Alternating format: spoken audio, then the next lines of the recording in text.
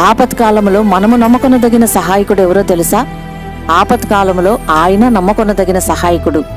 ఆపత్కాలంలో ఉన్న తన భక్తులైన వారు దానియేలు, శద్రకు, మేషకు, అబేద్నెగోల యొక్క దేవుడైన యెహోవా తన దూతను పంపి వారిని రక్షించాడు. వీరి దేవుడు పూజార్హుడు. ఇవ్విధముగా రక్షించుటకు వీరి దేవుడు సమర్థుడు. ఆపత్కాలమందు తన భక్తులను విడిపించేవాడు, రక్షించేవాడునై ఉన్నాడు.